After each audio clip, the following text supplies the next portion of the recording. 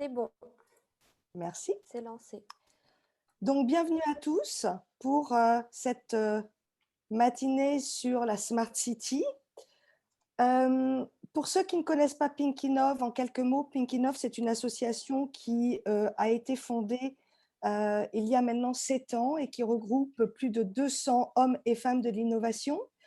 Notre objectif, c'est vraiment de faire découvrir l'innovation d'une façon extrêmement pragmatique, à la fois à travers des sujets qui sont partagés par des experts et ensuite par une démarche qui est extrêmement maker, puisque ce que l'on souhaite, c'est que nous puissions transposer cette innovation dans l'ensemble des secteurs et que les personnes qui participent soient en capacité de pouvoir utiliser ce qu'elles ont entendu ou vu pour le partager au sein de leur entreprise ou le mettre tout simplement en application.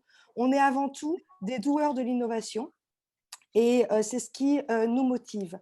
Donc aujourd'hui, on va partager un sujet qui est celui de la Smart City, avec des intervenants que je laisserai Lou vous présenter, puisque Lou, aujourd'hui, qui est aussi membre du bureau de Pink Innov, va animer.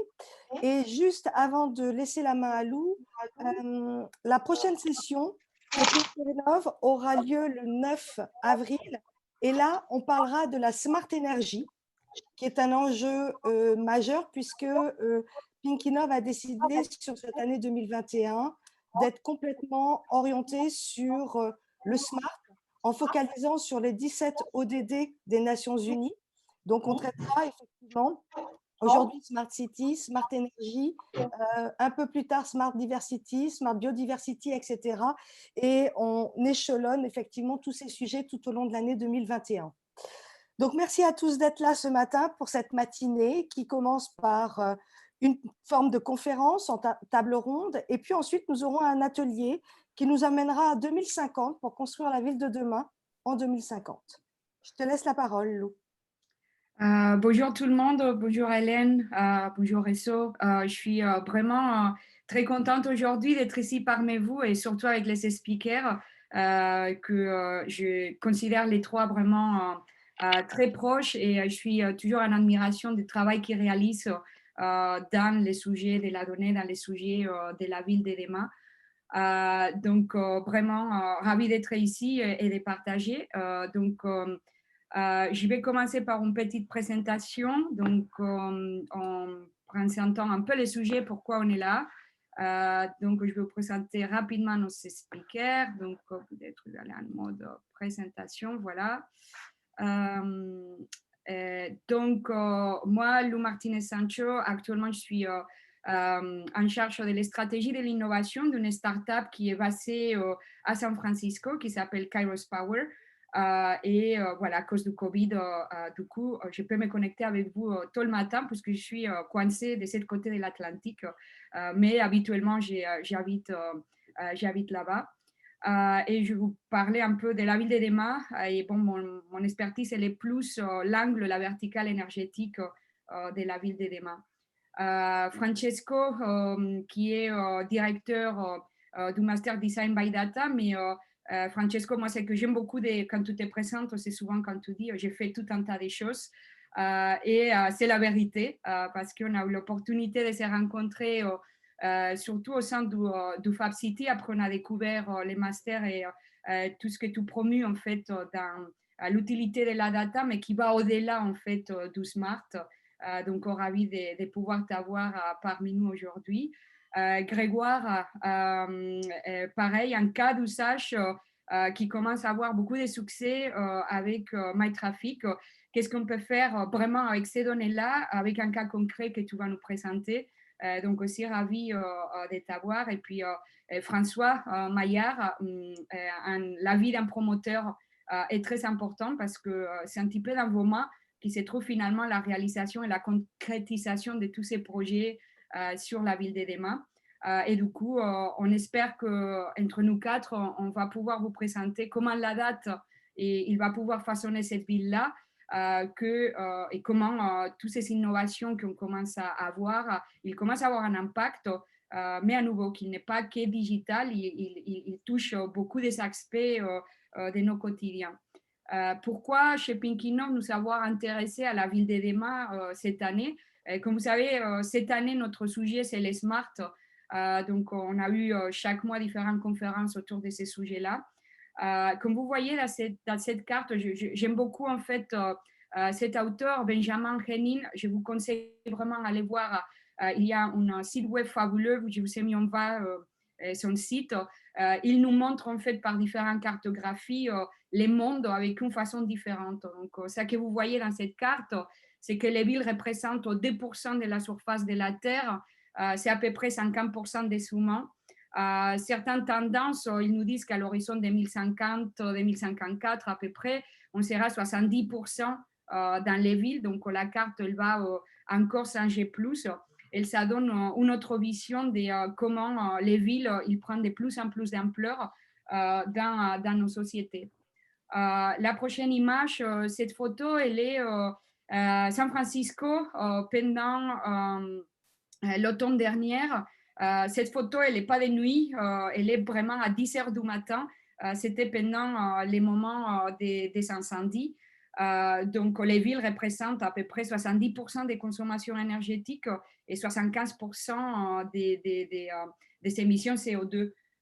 Donc, on a aussi beaucoup de sujets qu'on va traiter les mois prochains dans un autre webinaire, mais je souhaitais les citer. Ce qui est intéressant de voir les puissances qui ont les villes, c'est que 750 grandes métropoles au monde représentent à elles seules 60% du PIB et du coup, ça montre vraiment que la maire de Denver, quand il a cité cette citation, il a tout son sens.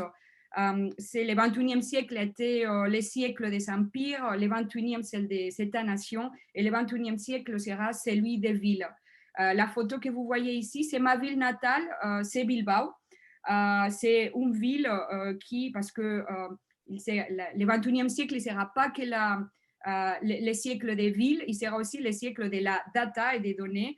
En fonction des articles qu'on lit, on trouve actuellement entre 8 milliards jusqu'à 15 milliards d'objets connectés déjà. Certaines prédictions, ils vont jusqu'à 40 milliards. Et bon, c'est un exemple, la ville de Bilbao fait partie c'est la top 9 ou top 10 des Smart City Index des villes les plus connectées. Donc, tout ça, on va nous l'expliquer, Francesco. Donc, je te laisse la parole pour nous expliquer comment la data, dès la conception, il commence déjà à façonner quel est l'impact qu'il va avoir dans les villes. Ok, merci beaucoup Lou pour l'invitation. Je partage tout de suite mon écran. Est-ce que vous pouvez juste me confirmer si vous arrivez Oui, bien à le voir et aussi si vous voyez les slides changer?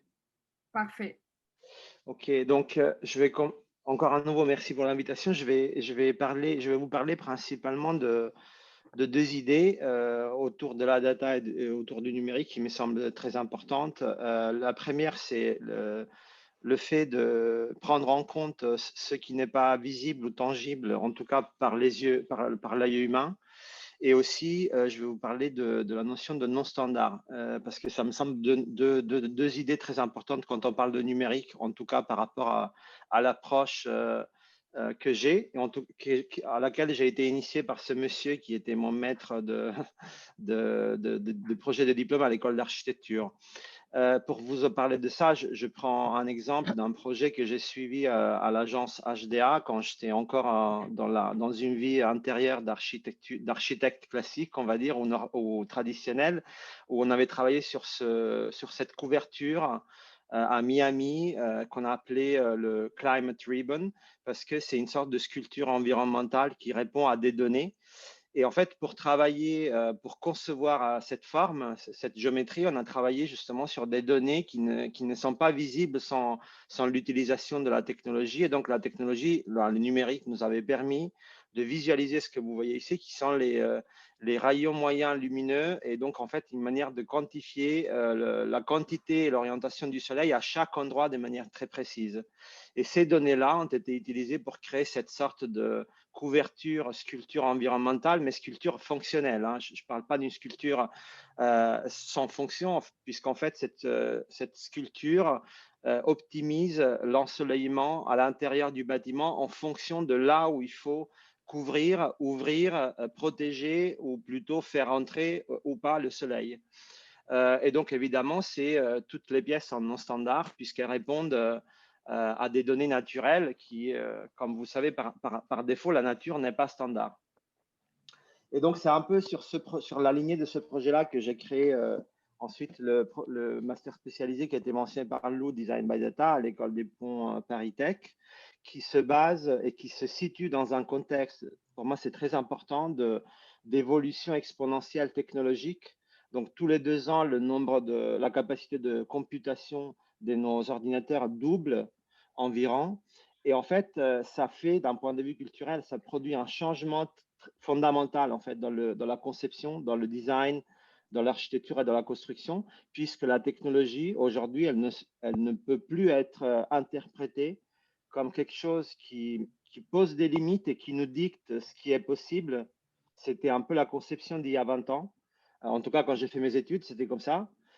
Aujourd'hui, en fait, la technologie, c'est plutôt quelque chose qui ouvre des champs, qui ouvre des terrains qu'il faut explorer. Donc, c'est pour ça qu'on dit un peu avec cette citation de Michael Hans Meyer, qui est l'auteur de l'œuvre que je viens de montrer tout à l'heure. On a besoin aujourd'hui non seulement du numérique comme moyen de contrôle et d'exécution, mais surtout on a besoin de rechercher et d'explorer ces terrains qui sont ouverts par le numérique pour aller chercher des nouvelles solutions et pas juste pour en exécuter des anciennes. Et c'est là, en fait, que la méthodologie Design by Data se base, c'est-à-dire qu'en fait, on dit que la valeur ajoutée du numérique ne se passe pas, en fait, en fin de chaîne, une fois que la conception est finie et qu'on passe au mode opérationnel, mais en fait, c'est dans la zone bleue de ce diagramme, c'est-à-dire en phase de conception, quand on travaille sur la forme de la ville, la géométrie de la ville, et donc, on est en train de faire de l'idéation, donc en amont de la phase de conception. Un exemple assez parlant d'une technologie qui ouvre des champs plutôt que de créer des limites, en fait, c'est l'impression 3D grande échelle. L'impression 3D grande échelle, c'est pour moi un exemple parfait, si j'extrémise un peu, d'une technologie hyper puissante, mais qu'on ne sait pas comment utiliser. On ne sait pas comment exploiter cette technologie aujourd'hui. On ne sait pas quoi faire avec j'exagère un peu, mais on ne sait pas quoi faire avec cette multitude de possibilités. Et donc là, je montre un exemple d'un étudiant CELIA de notre formation qui a travaillé à partir d'une technologie développée par Xtree qui permet, comme vous savez, l'impression 3D n'a pas de problème à faire des pièces toutes différentes et non standards. Mais qu'est-ce qu'on fait avec toutes ces pièces non différentes? Et donc, elle a travaillé sur un système de façade où chaque pièce est adaptée aux besoins lumineux à l'intérieur de la pièce. Et donc, on peut travailler sur des panneaux hyper localisés et hyper spécifiques qui sont tous différents et qui s'adaptent aux besoins. Je vais vous parler ensuite d'un domaine qui m'occupe beaucoup en ce moment avec ma société Volume. On est dans un projet de recherche qui s'appelle Reflow, qui travaille sur la question de l'économie circulaire spécifique au bois. Peut-être vous savez qu'il y a 14 millions de tonnes de bois de déchets en France. Et le problème avec le déchet, en général, c'est que c'est chaotique. Chaotique, non standard par définition et difficile à gérer, difficile à stocker, difficile à organiser. Et donc, on travaille sur des systèmes de stockage dits intelligents, donc smart storage, qui non seulement on stocke des éléments de bois de réutilisation, mais aussi on travaille sur un étiquetage numérique de ces pièces de bois qui permettent en fait de les organiser et de les rendre exploitables, puisqu'en fait, elles arrivent dans le stockage, elles sont scannées par cette machine qu'on est en train de prototyper et automatiquement, on peut créer une entrée dans une base de données qui fait une sorte de jumeau numérique en fait du stockage et qui permet à partir de cette base de données de faire de la conception à partir des géométries existantes issues du réemploi. Et je vais vous présenter très rapidement pour conclure 2 projets qu'on est en train d'incuber dans ce contexte-là.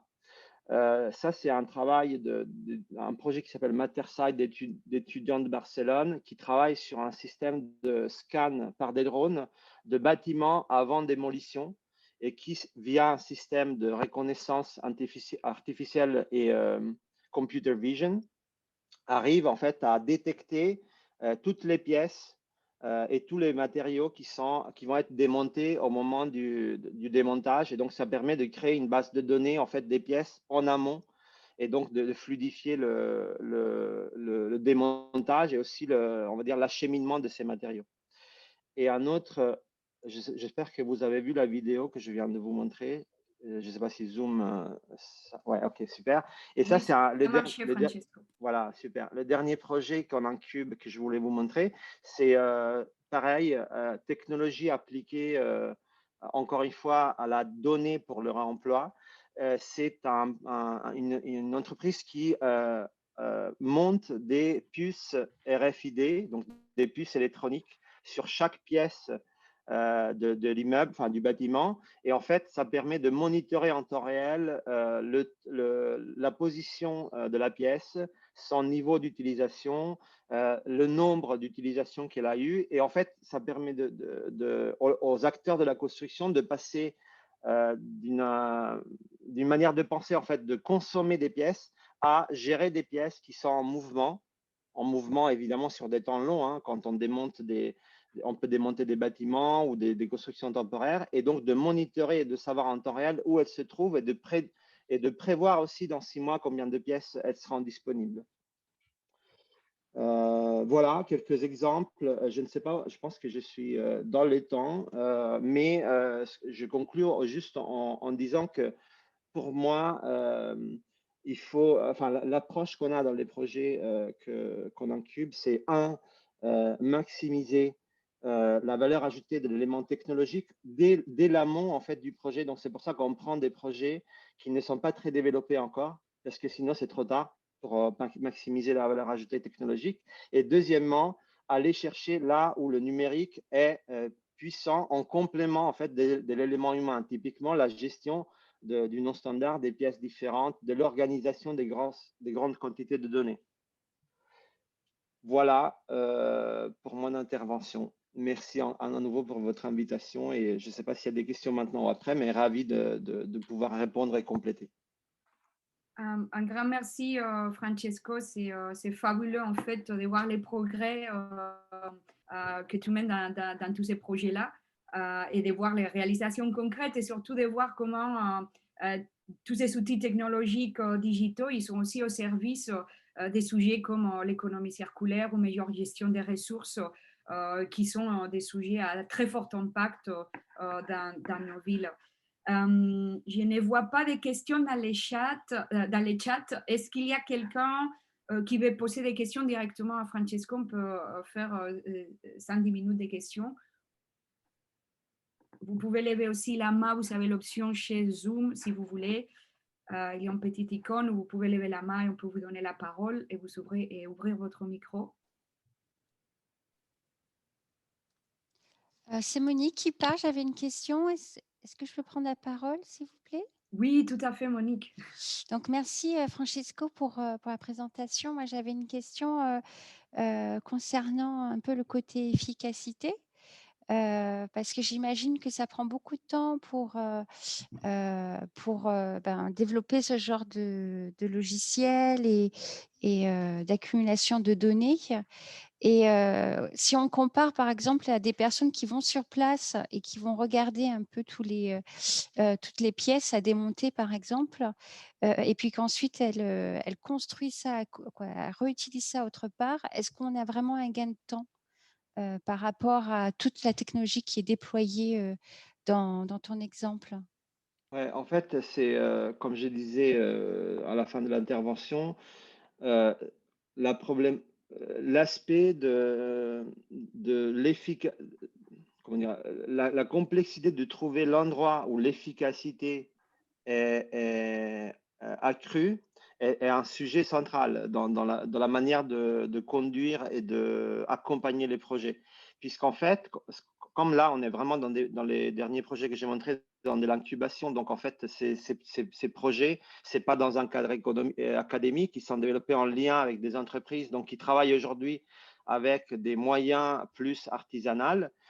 Et donc, c'est avec les entreprises donc, du terrain qu'on est capable de construire et de regarder où, à quel endroit en fait, de la chaîne il y a des manques ou des choses qui ne fonctionnent pas et qui sont inefficaces. Et donc, typiquement, pour faire un exemple, la question qui revient tout le temps, c'est la question de l'ubiquité de l'information, c'est-à-dire qu'en fait, une entreprise ou un humain, on va dire, est à un endroit et donc est capable de gérer une ressource qui se trouve à un certain endroit ou de l'observer ou d'avoir sa connaissance. Ces plateformes-là qu'on est en train de développer permettent en fait d'avoir un regard global, c'est-à-dire multisite, à la limite même multiville, si j'exagère un peu, mais là on travaille sur l'échelle de la ville de Paris en particulier. Et ce regard multisite peut être extrêmement puissant si est complété par l'action humaine de quelqu'un qui se trouve à un endroit, dans une entreprise spécifique, dans un stockage spécifique. Mais effectivement, en général, je confirme qu'il y a certaines entreprises avec qui on rentre en contact. Là, on en a eu une récemment, Rotor DC, que vous connaissez peut-être, qui nous disent, par rapport à notre manière de fonctionner, ce n'est pas intéressant parce que nous, on a déjà, en fait, on atteint déjà nos objectifs avec des moyens plus artisanaux. Donc, c'est très intéressant d'aller chercher, en fait, où ça marche et où ça ne marche pas. Merci beaucoup. Merci Monique, merci Francesco. D'autres questions pour Francesco? Une dernière? Oui, une dernière s'il vous plaît. Moi c'est Angela. Je voulais savoir par rapport à la techno que vous avez présentée sur le drone, si vous aviez déjà fait du coup des essais sur des bâtiments ou si c'est encore à l'échelle de réflexion. Oui, en fait, il y a eu un essai, je l'ai montré un peu tout à l'heure, il y a eu un premier test, en fait, les images que j'ai montrées tout à l'heure sont faites sur un test d'un bâtiment à Barcelone, mais là, aujourd'hui, justement, le projet est, on cherche des pilotes, donc un pilote réel avec une entreprise de construction ou de déconstruction plutôt, pour tester en fait la techno en lien avec un acteur de terrain, parce que le test qui avait été fait à Barcelone, c'était dans le cadre académique qui précédait en fait l'incubation. Donc, si jamais vous avez des idées ou des contacts, on est preneur. Oui, il y a quelques idées. Il pourrait y avoir des idées. Mais ma question, c'est sur la partie drone. Quand vous êtes dans des villes, vous avez réfléchi à tous les accords qu'il faut demander. Oui, bien sûr, on est au courant des contraintes de vol hein, dans les villes. Là, on est dans c'est pour ça qu'on cherche en ce moment des entreprises privées qui pourraient nous donner accès via un accord de partenariat à l'intérieur du bâtiment. Hein. On parle de, c'est Oui, bien des sûr, bien opérations. sûr. Voilà. Okay, Mais oui, c'est un vrai sujet. En plus, ça change de pays à pays, donc c'est assez complexe. Absolument. Merci. Merci Angela. Avelina, je vois que tu as ta main levée, tu souhaites poser une question. Allez-y, on a encore 2 minutes. Oui, merci Lou. Merci Francesco pour la présentation. J'avais une question concernant la 3D. Donc, vous savez ce que c'est que la 3D, elle est là, mais on ne sait pas très bien à quoi elle peut être utilisée. Donc, ça me revient, j'ai vu une image, j'ai cru l'apercevoir à une exposition qu'il a eue au Grand Palais sur Artists and Robots, donc les colonnes magnifiques qui semblent en dentelle. Et donc, enfin, ma question, c'est dire comment on anticipe une technologie qu'on ne sait pas où la mettre finalement, et quelle serait, enfin, à votre avis, l'issue qu'on pourrait donner à ces 3D dans les Smart Cities finalement? Alors, je sais pas, je vais essayer de répondre. Dites-moi si j'ai compris la question. En fait, justement, comment dire, ce que j'expliquais, ce que j'essayais d'expliquer, c'est que la formation, entre autres, qu'on a montée, vient de la réflexion qu'on ne peut plus comprendre la technologie et l'appliquer parce que c'est pas comme ça que ça marche. Enfin, ça ne marche plus comme ça. La technologie, en fait, elle évolue. Elle a une évolution qui est exponentielle et indépendamment, en fait, de nous, en tout cas, indépendamment des concepteurs, des architectes, des ingénieurs, des constructeurs. Et en fait, en évoluant, elle ouvre des potentialités. Pas c'est pas, elle ouvre pas des possibilités précises et définies, elle ouvre des potentialités. Et donc, nous, en fait, enfin, moi, ma mission, c'est d'explorer avec des projets, les étudiants, ces potentialités. Donc là, en fait, j'en montrais une qui était en fait les panneaux non standards, donc tous différents, qui s'adaptent à des besoins, dans le cas que j'ai montré de luminosité et d'éclairage, qui sont par nature non standards dans les bâtiments. On n'a pas besoin de la même quantité de lumière quand on est au sud, quand on est au nord, quand on est à côté de la fenêtre, quand on est dans une salle de réunion ou dans une salle de cours. Voilà. Et donc, en fait, une potentielle réponse, c'est voilà, travailler sur la non-standardisation, puisque ces machines n'ont pas plus ou moins de mal à faire deux pièces différentes par rapport à la chaîne industrielle traditionnelle. Et de manière générale, pour élargir un peu, tout ce que je vois aujourd'hui dans l'impression 3D, en fait, on va chercher là où elle est intéressante, c'est-à-dire là où il y a besoin et où ça fait sens d'un point de vue fonctionnel, économique et aussi de conception, d'avoir du non-standard. Donc, en fait, il faut, comme tout à l'heure pour la question de Monique, c'est pas une réponse à tout, en fait, c'est une réponse à certains endroits sur des questions bien spécifiques. Merci. Merci Francesco, merci Avelina. Donc on est en temps, donc on va passer la parole à Grégoire de Laval. Donc Francesco nous a expliqué comment on utilisait cette data pour la conception de la ville et les impacts qu'il a. Et puis Grégoire, je te passe la parole, tu vas nous expliquer un cas concret, une fois que la ville existe et qu'on est déjà dedans, comment chez MyTraffic vous utilisez cette donnée pour comprendre les flous et avoir des explications comment développer les villes aussi grâce à la donnée. Super, merci beaucoup pour l'invitation. Moi, je suis aussi un bébé de l'innovation comme vous. J'ai passé pas mal d'années dans des grands groupes. J'ai passé quelques années dans un programme d'innovation avec Lou. Et ça m'a donné le virus de la start-up. Et donc, j'ai rejoint une start-up dont je vais vous parler. Donc, voilà, j'ai vécu plusieurs vies. Et donc, on va parler de la tech. Je rejoins le point de Francesco. C'est un point fondamental dans l'expérience que j'ai vécue autour de la data, de la tech et de la vie dans une start-up, c'est que la data, ça permet des choses énormes. Et la question pour une start-up, c'est plutôt de se concentrer sur à quoi ça sert. Parce que dès qu'on parle de data, on peut en faire tellement de choses que c'est assez dur en fait, de faire des choix et de s'assurer que la data et la tech qu'on utilise, elle va répondre spécifiquement à un besoin précis et donc servir les clients qu'on a ciblés. Donc, je vais vous partager mon écran. Est-ce que c'est bon? Vous le voyez? Oui, c'est bon, François. Okay. C'est bon, Grégoire. Bien, donc je vais introduire MyTraffic un peu plus tard.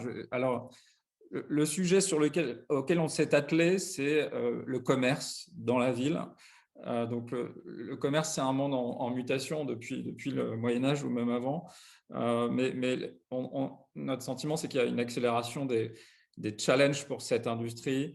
Il y avait déjà, depuis les années 50, des concurrences entre formats, des petits commerces, des grands commerces, l'apparition des hypermarchés qui a bousculé les modèles urbains avec des zones périphériques commerciales qui ont commencé à prendre le pas sur les zones de centre-ville. Donc ça, c'était le monde avant 2000. Et puis est venu se rajouter, et c'était déjà pas un monde simple pour une partie des commerçants. Et puis est venu se rajouter le e-commerce qui vient grignoter année après année une partie de l'industrie du commerce dit physique, donc des magasins. Et puis est venu se rajouter depuis quelques années des crises, des grèves, Et puis plus récemment, le Covid qui vient parachever une ère de mutation pour le commerce. Donc, c'est une industrie qui va mal. Et donc, il y a de très profonds défis.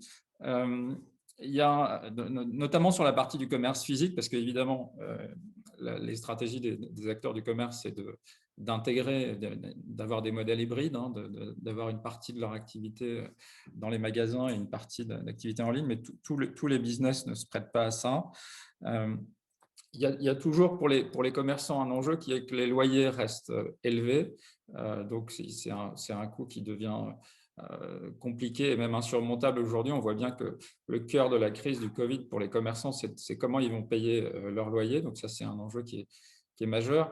Et ce qu'on a aussi observé depuis quelques années, c'est que les acteurs publics deviennent aussi des promoteurs de l'activité commerciale. Jusque dans les années 2010, une ville ne s'intéressait peu ou pas au commerce parce que c'est quelque chose qui marchait. Il y avait des interactions, des échanges entre les commerçants et les bailleurs et la ville ne s'en mêlait pas.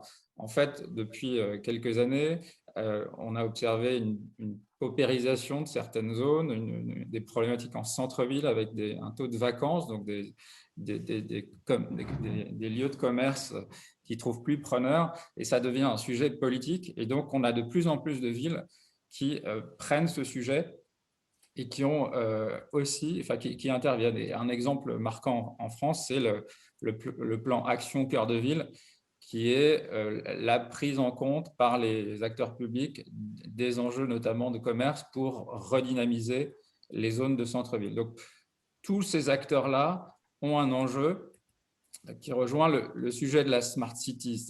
Pour moi, la Smart City, ce n'est pas que les grandes métropoles, c'est toutes les villes, toutes les tailles de villes. Elles ont un enjeu de prendre des décisions qui soient plus rapides, des décisions qui soient plus fiables. Et donc, vient la question de la data. Alors, c'est là où chez MyTraffic, on a travaillé sur une technologie qui mêle, et ça rejoint le point évoqué précédemment, c'est-à-dire que nous, on va travailler sur l'analyse des flux piétons.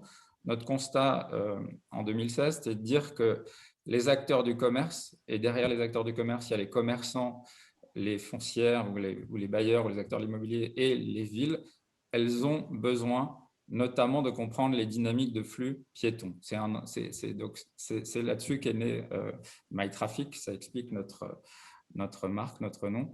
Et donc, on a travaillé sur une technologie qui mêle l'analyse des positions de géolocalisation de smartphones qu'on acquiert à grande échelle, donc sur l'ensemble de l'Europe maintenant, et on va les traiter pour produire une analyse des flux qui servira les trois typologies d'acteurs dont j'ai parlé, c'est-à-dire les retailers, les grandes enseignes, les promoteurs, enfin les acteurs de l'immobilier, les foncières et les villes. Alors, pour les villes, puisqu'on parlait de la Smart City, donc il y a un enjeu de récupérer, de comprendre des données sur ces flux pour prendre des décisions. L'enjeu, ce n'est pas juste d'avoir la donnée, c'est d'avoir des données qui servent à prendre des décisions pour la ville. Donc, les données, je vais vous montrer après une illustration de notre solution. C'est comprendre les dynamiques de flux piétons à l'échelle la plus précise possible, à l'échelle de la rue, à l'échelle du quartier, à l'échelle du centre-ville. C'est comprendre d'où viennent les flux. Et ça permet à la ville de prendre des décisions. Donc, il y a des villes qui revoient les zonages commerciaux. Donc, où sont les zones où elles doivent intervenir pour préserver les commerces. Mieux comprendre l'expérience des visiteurs, mieux comprendre l'attractivité de la ville, prendre des décisions en matière d'investissement urbain, piétoniser une rue, quel impact ça va avoir sur les flux. Tous ces types de décisions qui étaient prises avant sur un mode plutôt intuitif, la ville se disait « je prends une décision de telle nature parce que je pense que c'est bien ».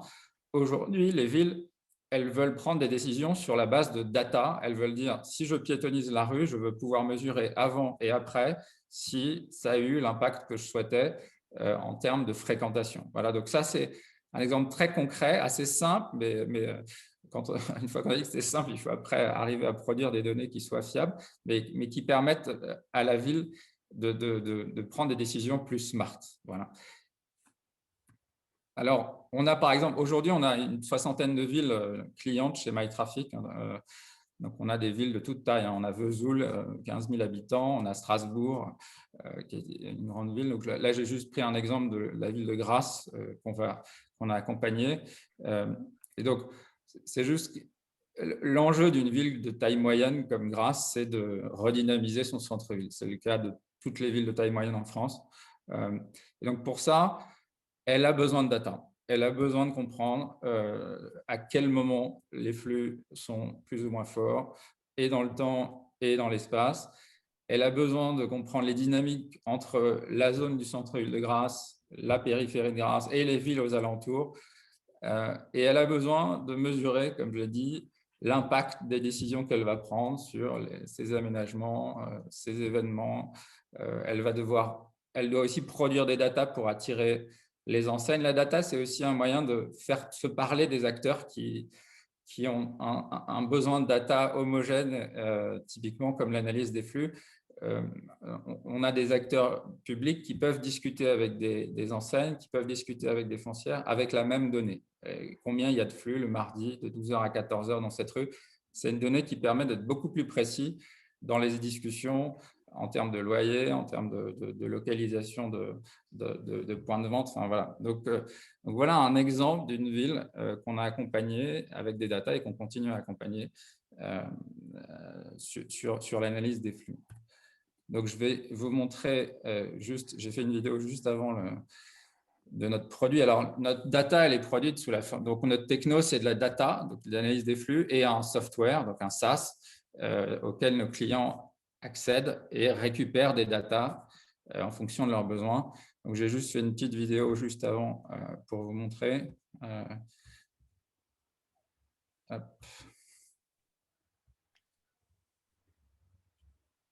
Donc, c'est un logiciel qui permet d'accéder à la donnée dans toute l'Europe. Donc, ça permet d'accéder à des données d'adresse, de zones commerciales ou de centres commerciaux. Et donc là, je vais juste vous montrer l'exemple de Grasse, que ce soit concret. Donc ça, c'est le centre-ville de Grasse. Et en fait, la puissance de notre outil, c'est de donner accès à la même data pour toute l'Europe sur un certain nombre d'items. Donc là, vous voyez le centre de Grasse qui est dessiné sur cette carte. Et nous, on a exploité des données de géolocalisation de smartphones sur ce périmètre géographique que vous voyez là, et dont on a extrapolé des analyses de flux. Alors, les analyses de flux, c'est quoi? Et ça permet de faire quoi? Ça permet, par exemple, de regarder la provenance. Un des éléments, une data qui intéresse beaucoup et les enseignes et les villes, c'est leur zone d'attractivité, leur zone de chalandise. D'où viennent leurs visiteurs. Donc ça, c'est juste un exemple très rapide, mais pour illustrer ce que donne la data. Donc là, on visualise la data sur une carte et ça permet à la ville de Grasse de comprendre d'où viennent ces visiteurs. Voilà. Donc ça, c'est des éléments qui permettent de prendre des décisions assez structurantes pour une ville, pour un centre commercial, en matière de stratégie marketing, d'où viennent les gens. Comme ça, voilà, ça permet d'optimiser un certain nombre d'efforts. Là, c'est le profil socio-démo. Donc là, c'est aussi un élément assez structurant pour une ville et pour un acteur de type du retail. Et un élément clé, c'est le revenu moyen des visiteurs. Donc là, j'ai juste illustré tout à l'heure un exemple pour comparer le revenu moyen des visiteurs de Grasse avec la ville d'à côté de Cannes. Donc on voit que la ville de Cannes a un profil un peu plus premium, avec des visiteurs un peu plus, avec un revenu moyen un peu plus élevé. Donc voilà un deuxième exemple de cas d'usage, enfin de data qu'on a injecté dans notre outil. Le troisième, c'est la fréquentation moyenne. Pardon, ça c'est la heatmap, donc c'est une carte de chaleur, donc c'est la data observée. Enfin, vous devez connaître par cœur ce genre de carte. C'est une carte qui permet de voir les zones à fort flux dans le centre-ville de Grasse en fonction des horaires de la journée ou des jours de la semaine. Ensuite, il y a la fréquentation moyenne. Tout ça, c'est accessible pour toutes les villes de France à travers l'outil et ça permet de comparer énormément de choses. Donc là, c'est le profil de fréquentation sur un an. On voit qu'en août, il y a plus de monde, c'est logique. Le profil sur une semaine dans le centre-ville de Grasse et enfin le profil sur une journée. qui permet d'observer ici qu'entre 12h et 14h, il y a quand même pas mal de monde, ce qui était un élément assez clé pour la ville de Grasse. Avec cette donnée-là, elle est allée voir les commerçants du centre-ville et elle leur a suggéré fortement de rester ouverts à l'heure du déjeuner. Donc ça, c'est un exemple très concret de à quoi sert la data pour un acteur public en matière de commerce. Voilà. Et enfin, une dernière analyse, c'est la fréquentation dynamique. Donc là, vous voyez les flux tous les mois de la ville de Grasse. Donc là, on voit l'effet du Covid majeur au mois d'avril et à nouveau en novembre. Donc ça, c'est aussi un élément assez structurant pour comprendre dans le temps comment le flux de visiteurs évolue dans une ville comme Grasse. Voilà, je reviens à mon slide. Et donc, voilà, je voulais vous montrer très concrètement comment, avec une data d'analyse des flux de visiteurs dans un logiciel SaaS, on fait se parler des acteurs publics, des foncières et des enseignes avec de la tech, en fait. Voilà. Donc aujourd'hui, on a 200 clients, on est présent dans 5 pays, on est 60, donc beaucoup de data scientists et d'ingénieurs en fait, qui nous aident à traiter la data. Quand on parle de data, ça demande des puissances de calcul élevées. Ça paraît assez simple de produire un graphe comme ça, mais quand on le fait sur toute l'Europe, en fait, ça fait appel à de la tech, quoi, des gens qui travaillent sur comment on calcule ce genre de choses à l'échelle. Donc, on est sur les 60, on a 30 ingénieurs et on a des très gros clients du commerce en France et ailleurs. Voilà un exemple très concret. Donc, on est parti du besoin. L'aventure est née avec vraiment la problématique du commerçant. C'est comme ça que l'aventure est née. Et après, on a cherché les technos. On a testé les capteurs. On a été compté dans 20 000 endroits en France pour voir comment mesurer les flux. Donc, ça s'est fait dans la douleur. Hein. Une start-up, c'est pas tous les jours simple. Mais aujourd'hui, on a une techno qui tourne, qui est appréciée par beaucoup de clients. Et voilà un peu un cas assez concret de l'application de la data dans une perspective de Smart City. Merci Grégoire. On est juste à temps. Donc, s'il y a une question pour Grégoire. Moi, je veux bien poser une question. Je ne sais pas si tout le monde m'entend. Oui, on t'entend, Joël. Oui, donc je suis Joël Riga de chez Orange. J'ai pris un peu le train en marche, donc peut-être que la question que je vais poser, la réponse a déjà été donnée dans le discours. Je comprends qu'on puisse effectivement, avec les datas récoltées, sniffer en temps réel, pouvoir effectivement faire des statistiques, etc. Mais là, il me semble avoir entendu qu'on arrive aussi à savoir d'où viennent les gens, établir des profils, etc. Comment peut-on faire ça si on n'a pas l'information unitaire? Là, en fait, nous, Orange, on peut le faire. On a un outil pour ça qui s'appelle Fluvision, qui nous permet de le faire de manière anonyme. Donc, on peut effectivement avoir des profils de personnes, établir des profils de personnes et puis faire toutes sortes de manipulations sans avoir le nom, etc. On peut même savoir s'il s'agit de famille, etc. Donc, on peut faire ce genre de choses. Mais avec votre outil, comment est-ce que vous arrivez à établir d'où viennent les gens, qui sont les gens, tout en restant anonyme, en relevant uniquement des données de trafic? Non, mais on est concurrent, on est concurrent avec vous, donc là-dessus. Après, on fait pas tout à fait comme vous, mais on agrège les datas, on traite les datas sous une forme statistique. Nous, on n'a que des datas de géolocalisation, et après, on les raccroche de manière statistique à des données INSEE à l'iris, en fait. Donc, tout ça, c'est un enjeu de traitement. Donc, on a un traitement qui intègre l'élément statistique, c'est-à-dire qu'on anonymise la data aussi, et on a encore moins de data en entrée qu'Orange. Donc après, c'est des traitements qui permettent de dire que ce point de géolocalisation-là, on a identifié son origine dans telle zone et on raisonne à la zone et jamais à l'adresse. Et on raccroche ça avec des données INSEE. Voilà. Donc, on fait des croisements de data qui sont totalement statistiques et totalement anonymes. Donc, Grégoire, merci. Et vous arrivez à avoir une bonne fiabilité? Joël, on est un tout petit peu désolé, on est un tout petit peu pris par les temps. Il nous reste 10 minutes et encore un intervenant. Merci beaucoup. Merci Joël pour la question et Grégoire.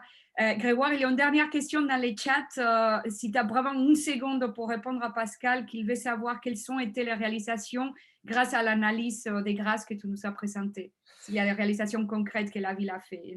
Vraiment une seconde.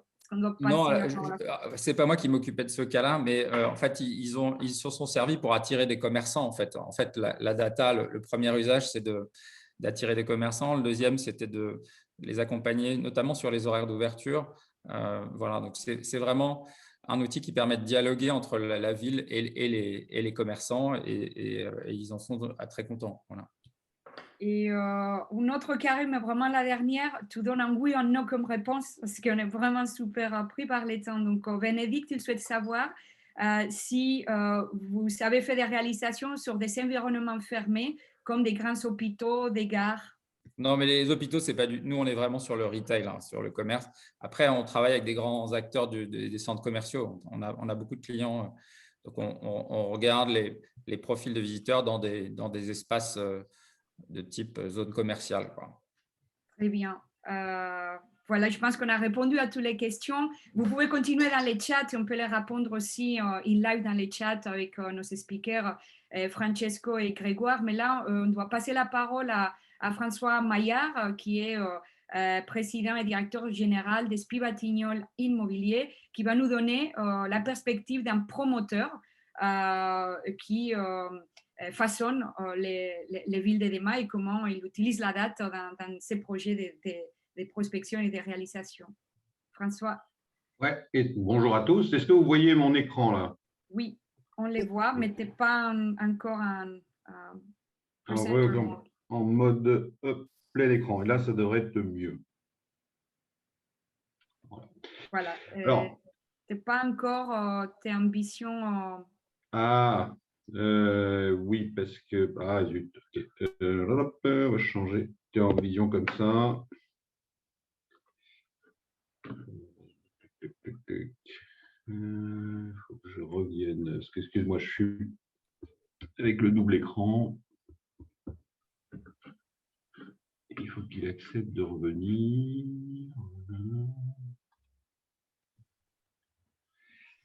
Alors, on va le faire comme ça. Et là, vous devriez avoir le bon. C'est bon là? Non. C'est toujours pas en mode plein écran. Ok.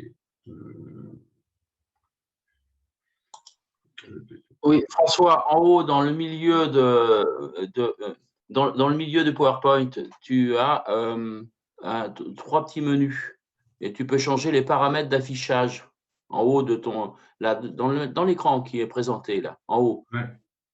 Là, paramètres d'affichage. Clique là-dessus. C'est bon là. Ouais, tu peux fais dupliquer, voir ce que ça donne. Vous ne voyez pas là? C'est bon, c'est réglé. Ça y est. C'est bon là? Oui. Merci. Okay, bon, merci beaucoup. Allez, au revoir. Voilà, juste pour positionner le point de vue, notamment par rapport aux deux précédents intervenants. Donc, comme le soulignait Lou, moi, je suis un promoteur. Donc, je suis plutôt côté utilisateur et agrégateur. C'est-à-dire qu'il y a 3 points dans notre positionnement. D'abord, qu'est-ce qu'on fait? Nous, on réalise qu'une partie. On est dans la ville, on est au sein d'un écosystème. Notre terrain naturel de jeu, c'est plutôt l'immeuble, pour faire simple. Quel type d'immeuble? Là, je vous ai mis un peu ce qu'on propose. Donc, on a un panel assez large, c'est-à-dire à la fois des lieux de vie pour habiter, que ce soit du logement ou des résidences gérées, ou des lieux de destination comme des hôtels, soit pour travailler, soit pour du tourisme, et des lieux pour pleinement travailler, comme le bureau, qui d'ailleurs aujourd'hui, les usages sont pas mal bousculés, où les mutations sont accélérées par tout ce qu'on vit depuis 1 an. Là, c'est le premier point. Le deuxième point, c'est qu'effectivement, donc on est au sein de cet écosystème de la ville, on intervient, je dirais, de façon un peu pixelisée, et on intervient en tant qu'intégrateur, c'est-à-dire que on fait travailler tout un ensemble de partenaires, de fournisseurs et bien sûr pour des clients. Et donc, on a un point de vue effectivement très local de solutions beaucoup plus globales. C'est-à-dire que si je prends le point de Grégoire nous expliquer que lui, son sujet, c'est d'être à l'échelle et de travailler sur toute l'Europe.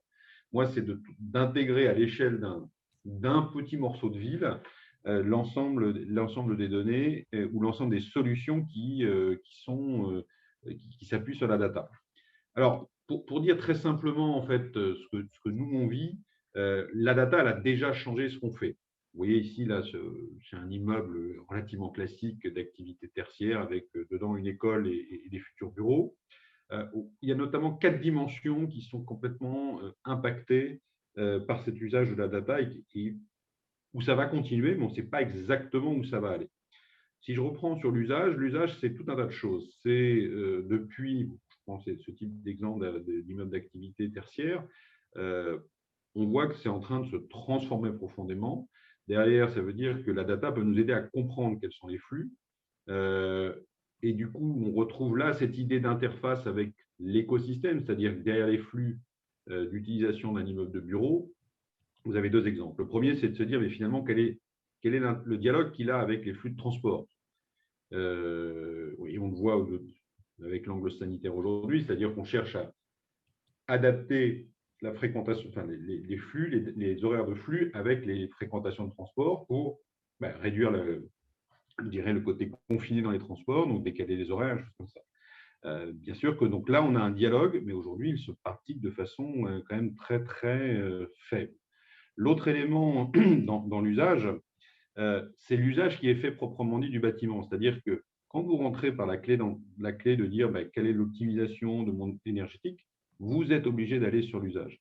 Et on va voir qu'effectivement, derrière, ça influe directement sur le design de l'immeuble. Pour toujours continuer sur ces aspects tertiaires, aujourd'hui, vous avez une espèce de cadre à 5 éléments d'architecture, j'allais dire numérique, qui permet de piloter la data et 5 étapes sur un immeuble comme celui-là. Vous avez bien sûr tout un système d'acquisition d'éléments, que ce soit des capteurs de température, tout à l'heure, Francesco faisait référence à des sujets d'études de luminosité, et donc la consommation des luminaires, les usages différents, y compris les réseaux.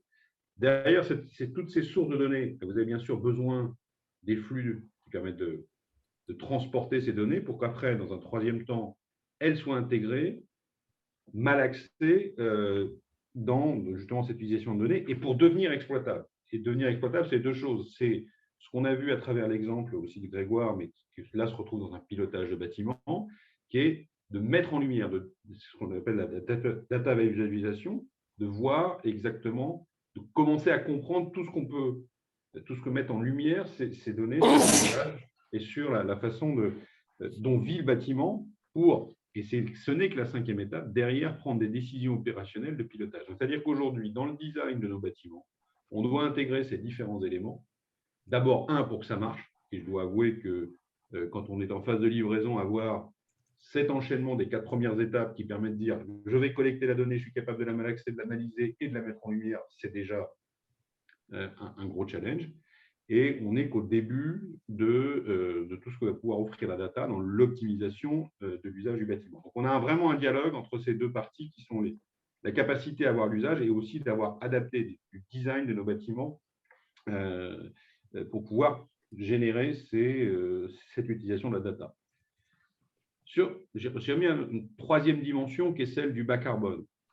On voit, l'actualité le souligne beaucoup avec tous les échanges, y compris les polémiques sur la nouvelle réglementation thermique, mais notamment dans l'approche bas carbone, et c'est ce que soulignait Francesco tout à l'heure, on a un énorme besoin de data, et la data va être un considérable enabler de ces solutions bas carbone, c'est-à-dire notamment dans le réemploi, et nous on fait partie d'une association et d'un consortium de 40 mètres d'ouvrage qui s'appelle le Booster du réemploi, qui veut aller dans cette dimension du bas carbone, avec un plus grand réutilisation du réemploi et avec deux conséquences qui sont reliées au monde de la data. La première, c'est celle qu'on a évoquée, qui est de la traçabilité, c'est-à-dire que pour pouvoir réemployer, c'est un peu comme un avion, c'est si vous n'avez pas un peu tout ce jumeau numérique de ce qu'est votre produit, vous ne savez pas très bien quoi en faire. Et ce jumeau numérique et je dirais ce dual, vous en avez aussi besoin pour des sujets d'assurabilité, de performance, et être capable de l'intégrer. Et puis l'autre élément de data, c'est organiser ce matching entre l'offre et la demande. Et donc ça, on est en train de développer, on a lancé dans le cadre du Booster de l'emploi, une plateforme justement pour mieux adresser, mieux créer et rendre visible la demande. Et donc c'est là où effectivement, savoir ce que je peux, quand j'ai des potentiels déchets que je ne veux pas créer en déchets, mais que je veux mettre dans le réemploi, c'est organiser grâce à la data l'appariement entre les besoins et l'offre. Et donc ça, c'est aussi un des éléments importants que soulignent les interventions aussi précédentes, et une des questions qui est de dire comment on arrive à rentrer ça dans des modèles économiques soutenables, parce que c'est là où la data peut nous aider à abaisser les coûts d'appariement, pour prendre cet exemple, ou à bien mesurer les impacts carbone et les valoriser. Enfin, le dernier élément, très impacté par la data, c'est le BIM. Non pas tant pour, je dirais, la dimension client, mais c'est quand même pour une industrie, et la promotion et la construction sont des industries relativement traditionnelles, beaucoup moins avancées dans la transition digitale et numérique que d'autres industries. Le BIM, c'est le volet data dans ce qu'on investit, entre guillemets, dans notre usine, dans notre façon de fabriquer, même si nous, elle est foraine, puisque, comme je le disais tout à l'heure, on exécute, on réalise sur ce morceau de vie.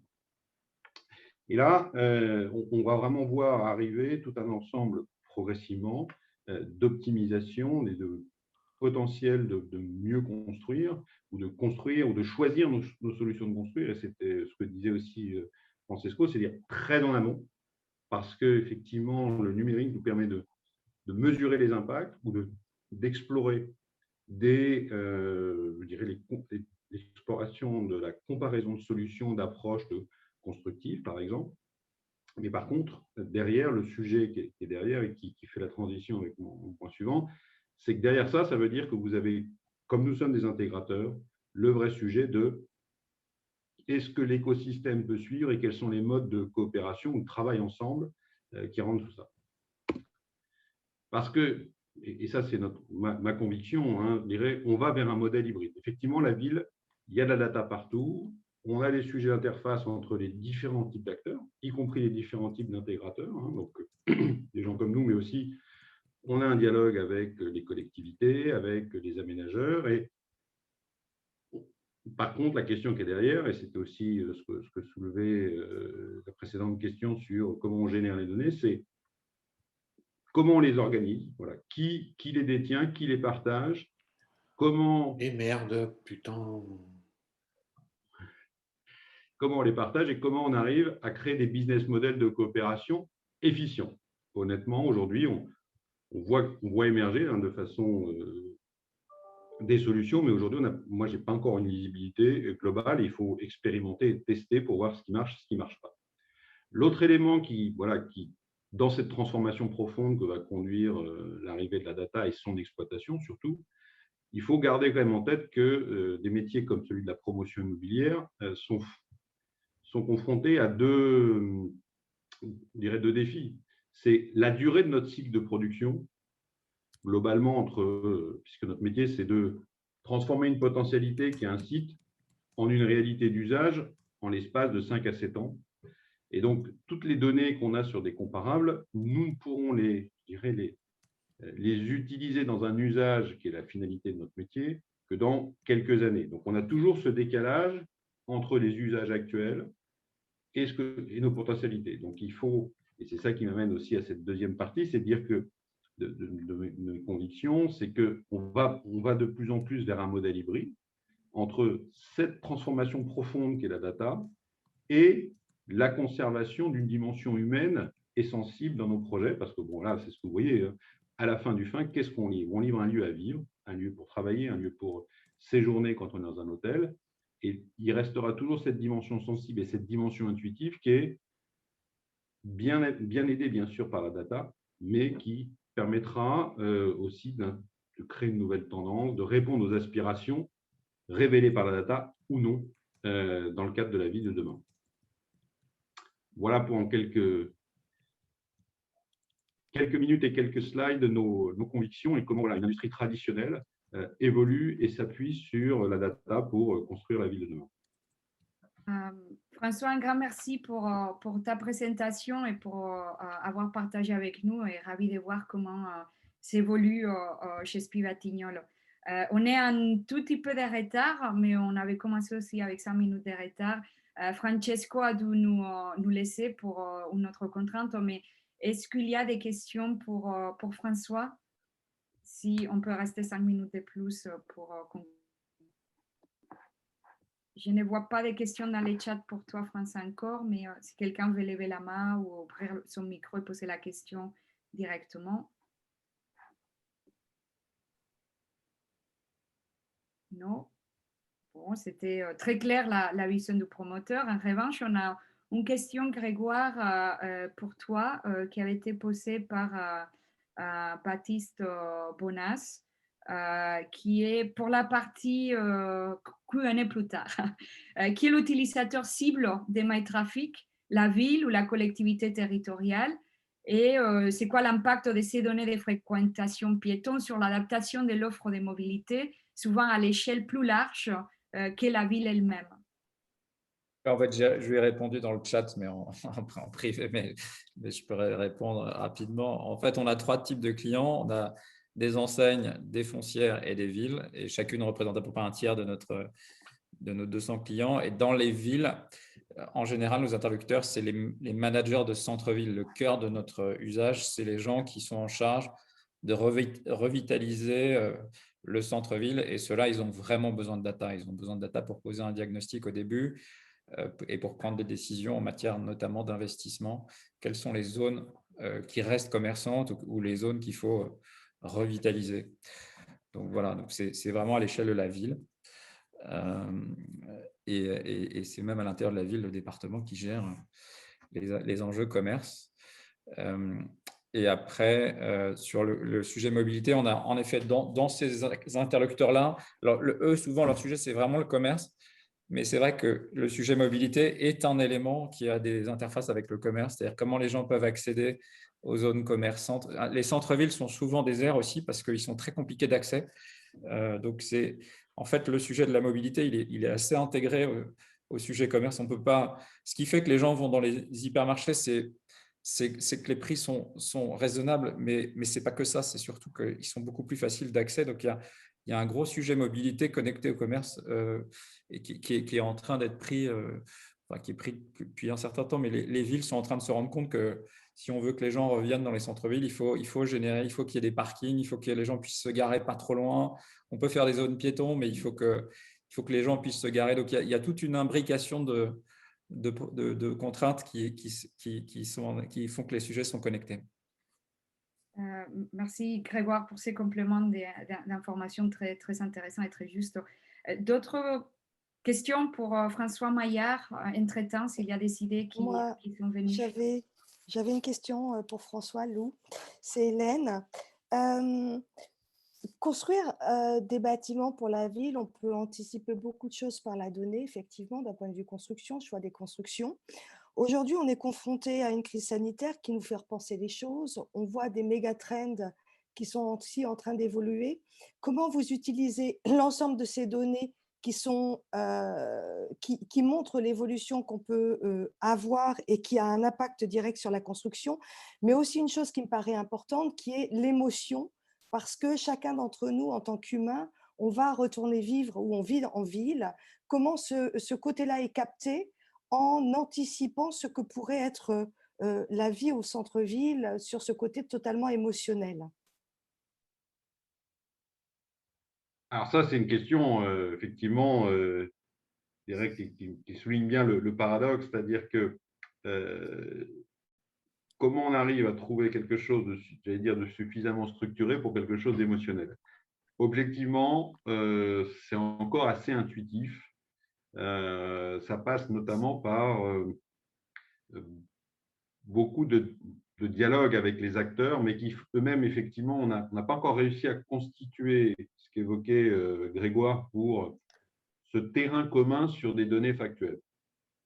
Moi, je reconnais qu'aujourd'hui, d'une part, avec les collectivités, cette émotion liée à, je dirais, l'année que nous venons de traverser, on n'arrive pas complètement à la traduire. C'est-à-dire que, pour prendre des exemples concrets, c'est déjà une tannée pour leur faire admettre que des projets où il y a un super restaurant qui est très grand, il va falloir juste abandonner l'idée puisque la filière n'est économiquement plus en situation de les porter. Et donc aujourd'hui, cette émotion, très honnêtement, on a beaucoup de mal à trouver des formes pour, je dirais, pour non seulement la faire émerger, mais la rendre, entre guillemets, légitime avec l'ensemble des acteurs. Donc c'est ce que j'exprimais tout à l'heure, c'est une conviction parce que, basée aussi sur cette analyse que connaissent bien les acteurs de notre secteur, que les temps longs font qu'il faut. On voit bien que ce qu'on conçoit aujourd'hui, et on a la question très concrète, c'est de se dire dans le design de bureau, est-ce que je tiens compte de quels enseignements je tiens compte en termes de crise sanitaire? Est-ce que je fais le pari que dans 3 ans, quand je livrerai, on aura résolu les sujets liés à la Covid et donc on devra se positionner sur des sujets d'adaptation, mais lesquels, est-ce que c'est le recours au télétravail comme on l'a fait aujourd'hui ou des mesures prophylactiques? Honnêtement, on ne sait pas. Et toute cette émotion, aujourd'hui, elle n'est pas encore complètement stabilisée et donc on a énormément de mal à la capter. Donc, je répondrai aussi par une forme d'appel aux idées. S'il y en a qui ont des idées pour… Voilà. Et c'est un peu ce que je disais sur Pinkinov, qui est de dire qu'est-ce qu'on peut transposer de ce que font les autres industries. Ouais. Je pense que notre industrie de la fabrique de la ville gagnerait beaucoup à essayer de transposer ce que d'autres industries arrivent à faire mieux que nous sur cette captation de l'émotion et arriver à distinguer de façon, je dirais, raisonnée dans ces émotions, quelles sont celles qu'on doit retenir. Pour partager une expérience, est-ce que l'utilisation de la démocratie participative qui sont de plus en plus déployées dans des grandes villes pourrait être une option? Et la deuxième réflexion que j'ouvre, c'est comment on peut utiliser les neurosciences à travers des études du vécu et donc l'expérience des citoyens pour mieux appréhender un certain nombre de sujets à travers ces deux types d'approches. Intuitivement, je répondrais que je serais incliné à aller beaucoup plus vers les neurosciences que la démocratie participative, donc je dirais, dont j'aurais une forme d'appréhension parce que elle est déjà assez sujette à, je dirais, côté turbulent dans son territoire d'expression naturelle. Ouais. Et donc, rajouter un troisième acteur qui est le promoteur dans quelque chose qui est déjà pas simple et pas complètement stabilisé, dans lequel il faudrait rentrer des équations économiques dont on voit déjà que nos acteurs récurrents ont du mal à comprendre les tenants et les aboutissants, surtout dans une période de crise. Je suis plus réservé. Par contre, les neurosciences, oui, de comment… ce qui est en fait le fonctionnement de l'être humain peut être utilisé. Ça, je pense que c'est une piste très intéressante. Oui, neurosciences couplées à l'expérience client. Exact. Il y a beaucoup de choses qui existent aujourd'hui et qui ont été développées par l'Université de Genève sur ces sujets-là, par des neuroscientologues et l'expérience, et qui permettent à la fois d'anticiper des comportements, d'analyser ces comportements, que ce soit pour n'importe quel produit et aujourd'hui qui ont fait l'objet notamment d'études pour des produits médicaux et autres. Au plaisir d'échanger avec vous, François, sur ce sujet-là. Avec plaisir également. Merci Hélène pour ces commentaires. On avait fait d'ailleurs aussi un webinaire Pinkinov sur ce sujet-là, donc on peut aussi les revoir à partir du site web de Pinkinov, François, si tu veux savoir plus sur le sujet. Une dernière question avant qu'on conclue de Véronique. Merci, je vais remettre ma vidéo pour la question, j'espère que ça va marcher. Ben, merci beaucoup François. Moi j'ai une question qui n'est pas très sexy, peut-être un peu éloignée de la data. Je participe à un projet dans une ville que je ne nommerai pas parce que je ne veux pas les mettre en porte-à-faux, où mon client est très convaincu par, disons, la bioclimatique, l'écologie et veut construire un bâtiment dans le cadre d'un campus en étant très futuriste et intégrant toutes ces normes. Le problème est qu'il y a une partie de financement public qui fonctionne énormément avec des KPI de rendement au mètre carré, des critères qui n'intègrent pas du tout ces nouvelles vues et pensées à notre avis, de la ville nouvelle. Donc, je voulais savoir, vous, en tant que promoteur, si vous êtes confronté à cette situation et comment vous faites pour convaincre. Est-ce que vous avez créé des KPI qui parlent aussi au financement public? Enfin, c'est vraiment une question que je trouve au centre du sujet. Est-ce que vous êtes confronté à ça et vous avez trouvé des façons de convaincre? Alors, nous y sommes confrontés, j'allais dire même rudement, parce que on a nos KPI et notre environnement, et notamment, je prends l'exemple, si on passe sur ces sujets, je dirais d'avant-garde, comment être à l'avant-garde ou être un peu en avance sur les enjeux environnementaux, on a de réelles et grosses difficultés à se comprendre avec les différents acteurs, et notamment les acteurs du public, qui sont sur des, j'allais dire, des KPI symboliques, très normatifs sur des normes, des moins 20% par rapport à la RT machin, et des trucs comme ça, ou des labellisations.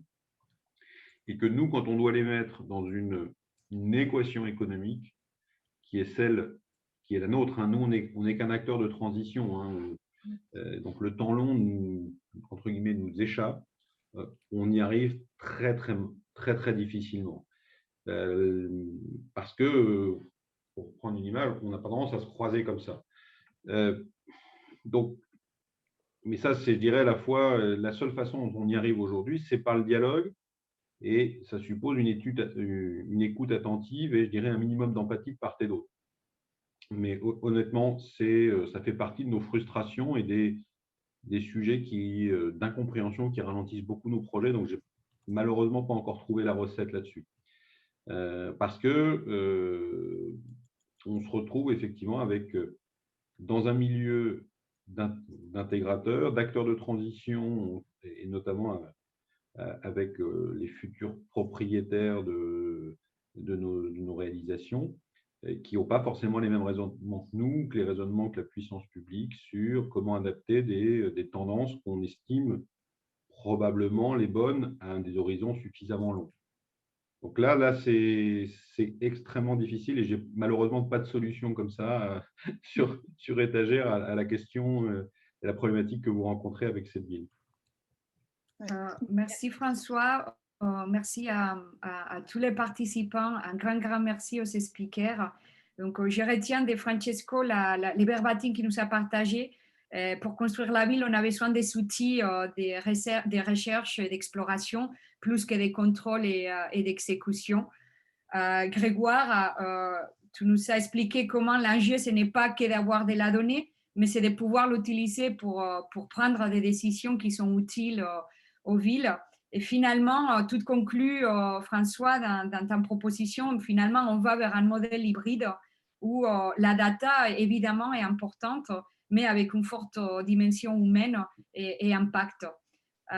Donc, un grand merci à tous. Pour ceux qui souhaitent continuer, qu'ils peuvent, on continuera la deuxième phase aujourd'hui sur notre atelier collaboratif avec Hélène et je vous remercie vraiment tous pour ces interventions passionnantes qui rendent beaucoup de valeur en fait.